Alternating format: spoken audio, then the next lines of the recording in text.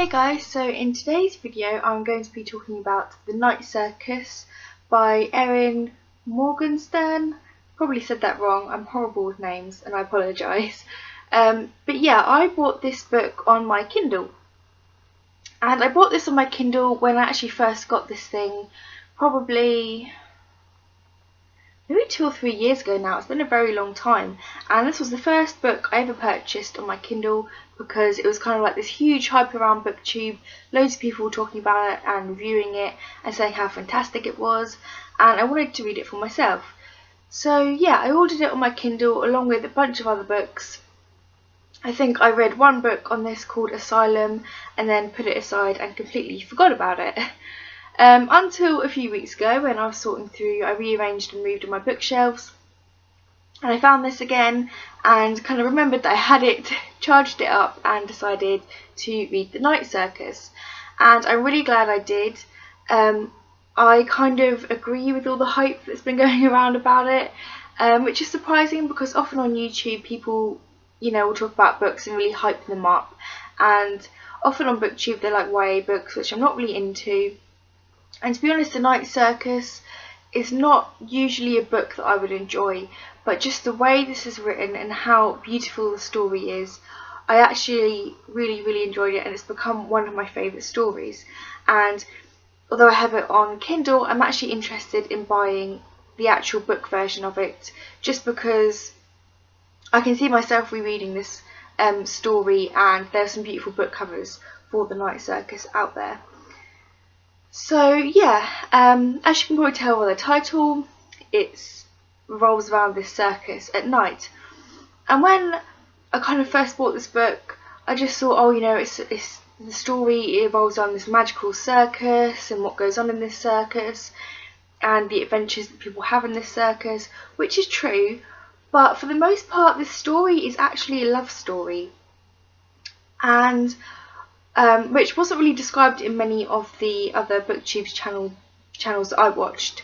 So I hope I'm not really giving anything away. There might be a few minor spoilers in this, but yeah, if you're interested then hopefully you will find this review good. So yeah, I'm going to stop rambling and get into the book. As I said, it's a love story, and it's kind of a mixture of a lot of things. It's a love story, it's kind of an adventure story, it's a struggle, a battle between two people, and there's a lot kind of involved in this. And to be honest, when I was looking up the reviews on it, I kind of heard it described as like, this thrilling story, this fast-paced duel between two people. And it's not a fast-paced book, it's actually very slow. And when I was reading through the reviews on Goodreads, I think this is what put some people off because of the way it was described on the back cover and everything. People thought it was going to be this action-packed story, and really it's not. It's very slow. It's very poetic in the way things are described and the way it's written. And as I said, it's a story between two people revolving around this night circus, which the way they describe the circus is it really is magical and it really draws you in. I even love the way they kind of describe magic in this. It's not the traditional way of magic. And yeah, just all the stories kind of melt beautifully together. It follows several different people. And there's a thing about time in this story, like time kind of isn't what it seems, and you kind of flick back and forth a little bit from the timeline. And I really enjoyed it. As I said, it's very slow, which is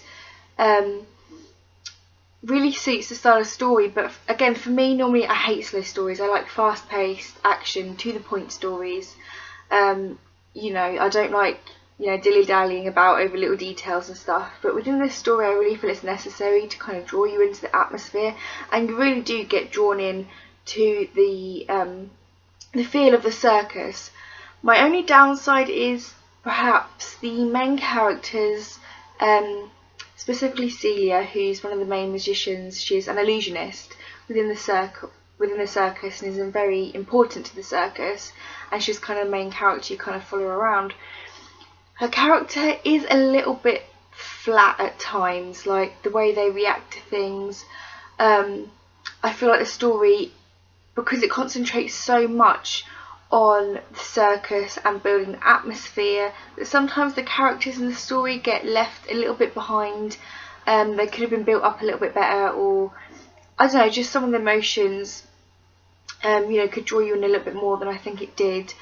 But for me, yeah, I think, I really enjoyed this. I gave it a 5-star rating. If you're looking for a nice, slow, kind of atmospheric, poetic read, then this would be fantastic. I've recommended this to other people as well, including my mum, and they've also really enjoyed it. Not what I expected it to be, but pleasantly surprised. So I would definitely recommend this if you're looking for something, with magic, with a lot of atmosphere, but that's a little bit different, and it's a very nice story. Everything wraps up very nicely, and yeah, really not a lot of bad things to say about this book. That would be my only one thing, is probably the character development could be a little bit better in certain parts, but other than that, I really enjoyed, and I would be interested to read more by this author as well. So yeah, that's pretty much all I have to say. I hope you guys enjoyed, and if you have any questions, then please leave them down below, and if you would like to see more book reviews, then please subscribe. As I said, yeah, 5 stars, really enjoyed. So yeah, until next time, thank you for watching. Bye guys.